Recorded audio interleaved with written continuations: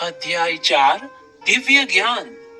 श्री भगवान ने कहा, मैंने इस अमर योग विद्या का उपदेश सूर्यदेव विवासवान को दिया और विवासवान ने मनुष्यों के पिता मनु को उपदेश दिया और मनु ने इसका उपदेश इक्ष्वाकु को दिया। इस प्रकार यह परम विज्ञान गुरु परंपरा द्वारा प्राप्त किया गया और राज ऋषियों ने इसी विधि से इसे समझा, किंतु काल क्रम में यह परंपरा छिन्न हो गई, अतः यह विज्ञान यथारूप में लुप्त हो गया लगता है। आज मेरे द्वारा वही यह प्राचीन योग यानी परमेश्वर के साथ अपने संबंध का विज्ञान तुमसे कहा जा रहा है, क्योंकि तुम मेरे भक्त तथा मित्र हो, अतः तुम इस विज्ञान के दिव्य रहस्य को समझ सकते हो। अर्जुन ने कहा, सूर्यदेव विवासवान आपसे पहले हो चुके हैं, तो फिर मैं कैसे समझूं कि प्रारंभ में भी आपने उन्हें इस विद्या का उपदेश दिया? श्री भगवान ने कहा, तुम्हारे तथा मेरे अनेकों अनेक जन्म हो चुके हैं। मुझे तो उन सब का स्मरण है, किंतु हे परंतप तुम्हें उनका स्मरण नहीं रह सकता। यद्यपि मैं अजन्मा तथा अविनाशी हूँ और यद्यपि मैं समस्त जीवों का स्वामी हूँ, तो भी प्रत्येक युग में मैं अपने आदि दिव्य रूप में प्रकट होता हूँ। हे भरतवंशी, जब भी और जहाँ भी धर्म का पतन होता है और अधर्म की प्रधानता होने लगती है, तब तब मैं अवतार लेता हूँ। भक्तों का उद्धार करने, दुष्टों का विनाश करने तथा धर्म की फिर से स्थापना करने के लिए मैं हर युग में प्रकट होता हूँ। हे अर्जुन, जो मेरे अविभार्व तथा कर्मों की दिव्य प्रकृति को जानता है, वह इस शरीर को छोड़ने पर इस भौतिक संसार में पुनः जन्म नहीं लेता, अपितु मेरे सनातन धाम को प्राप्त होता है।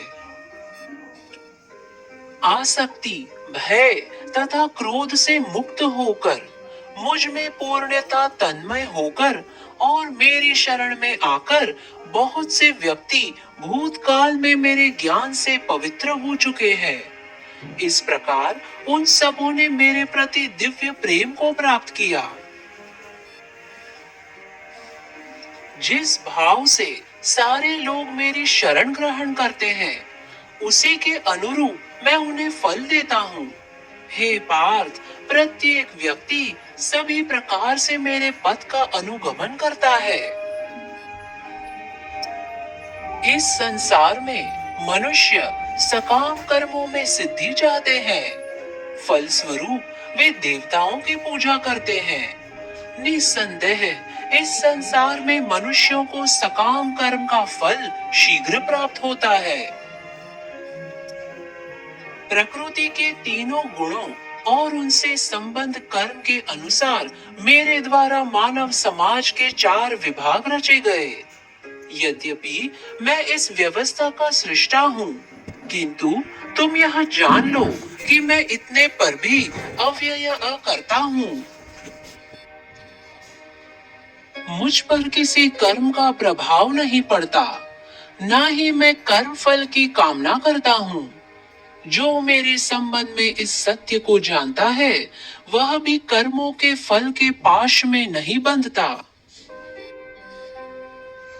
प्राचीन काल में समस्त मुक्त आत्माओं ने मेरी दिव्य प्रकृति को जान करके ही कर्म किया, अतः तुम्हें चाहिए कि उनके पद चिन्हों का अनुसरण करते हुए अपने कर्तव्य का पालन करो।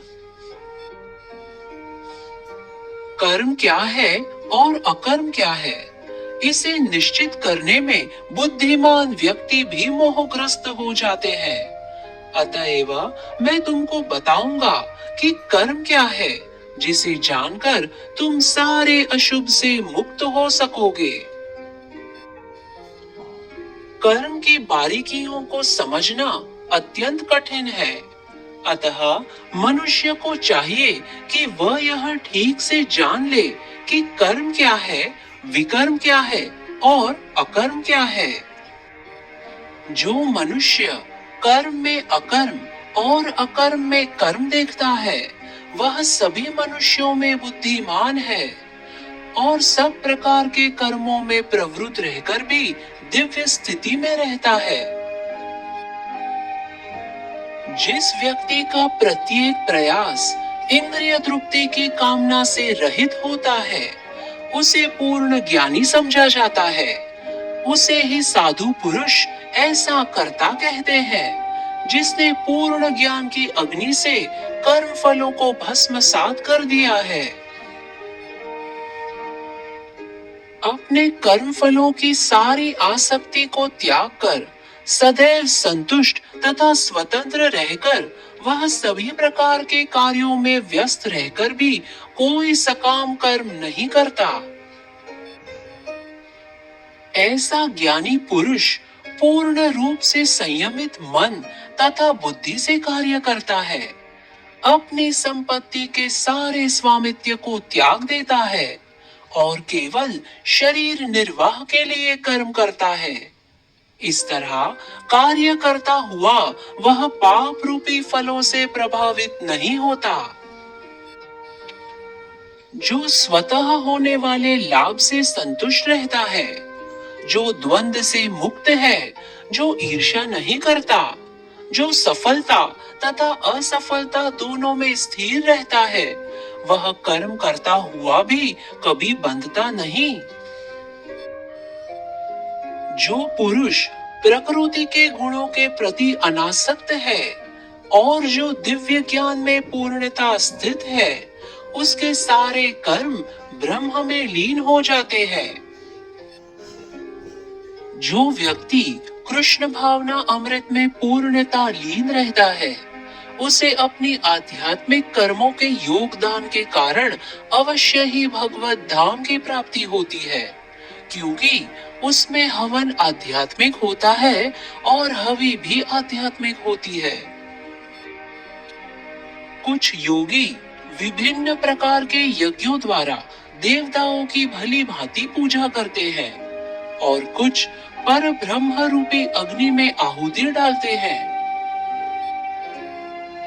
इनमें से कुछ श्रवण आदि क्रियाओं तथा इंद्रियों को मन की नियंत्रण रूपी अग्नि में स्वाहा कर देते हैं, तो दूसरे लोग इंद्रिय विषयों को इंद्रियों की अग्नि में स्वाहा कर देते हैं। दूसरे जो मन तथा इंद्रियों को वश में करके आत्म साक्षात्कार करना चाहते हैं, संपूर्ण इंद्रियों तथा प्राण वायु के कार्यों को संयमित मन रूपी अग्नि में आहुति कर देते हैं। कठोर व्रत अंगीकार करके कुछ लोग अपनी संपत्ति का त्याग करके, कुछ कठिन तपस्या द्वारा, कुछ अष्टांग योग पद्धति के अभ्यास द्वारा अथवा दिव्य ज्ञान में उन्नति करने के लिए वेदों के अध्ययन द्वारा प्रवृत्त बनते हैं। अन्य लोग भी हैं जो समाधि में रहने के लिए श्वास को रोके रहते हैं। वे अपान को प्राण और प्राण को अपान में रोकने का अभ्यास करते हैं और अंत में प्राण अपान को रोककर समाधि में रहते हैं। अन्य योगी कम भोजन करके प्राण के प्राण में ही आहुति देते हैं। ये सभी यज्ञ करने वाले यज्ञों का अर्थ जानने के कारण पाप कर्मों से मुक्त हो जाते हैं और यज्ञों के फल रूपी अमृत को चखकर परम दिव्य आकाश की ओर बढ़ते जाते हैं। हे कुरुश्रेष्ठ, जब यज्ञ के बिना मनुष्य इस लोक में या इस जीवन में सुख पूर्वक नहीं रह सकता, तो फिर अगले जन्म में कैसे रह सकेगा। ये विभिन्न प्रकार के यज्ञ वेद सम्मत है और ये सभी विभिन्न प्रकार के कर्मों से उत्पन्न है। इन्हें इस रूप में जानने पर तुम मुक्त हो जाओगे। हे परंतप, द्रव्य यज्ञ से ज्ञान यज्ञ श्रेष्ठ है। हे पार्थ, अनंतोगत्व सारे कर्म यज्ञों का अवसान दिव्य ज्ञान में होता है। तुम गुरु के पास जाकर सत्य को जानने का प्रयास करो, उनसे विनित होकर जिज्ञासा करो और उनकी सेवा करो। स्वरूप सिद्ध व्यक्ति तुम्हें ज्ञान प्रदान कर सकते हैं, क्योंकि उन्होंने सत्य का दर्शन किया है। स्वरूप सिद्ध व्यक्ति से वास्तविक ज्ञान प्राप्त करने पर तुम कभी ऐसे मोह को प्राप्त नहीं होंगे, क्योंकि इस ज्ञान के द्वारा तुम देख सकोगे कि सभी जीव परमात्मा के अंश स्वरूप है, अर्थात वे सब मेरे हैं। यदि तुम्हें समस्त पापियों में भी सर्वाधिक पापी समझा जाए, तो भी तुम दिव्य ज्ञान रूपी नाव में स्थित होकर दुख सागर को पार करने में समर्थ होंगे। जैसे प्रज्वलित अग्नि ईंधन को भस्म कर देती है, उसी तरह हे अर्जुन, ज्ञान रूपी अग्नि भौतिक कर्मों के समस्त फलों को जला डालती है। इस संसार में दिव्य ज्ञान के समान कुछ भी उदात्त तथा शुद्ध नहीं है। ऐसा ज्ञान समस्त योग का परिपक्व फल है। जो व्यक्ति भक्ति में सिद्ध हो जाता है, वह यथा समय अपने अंतर में इस ज्ञान का आस्वादन करता है।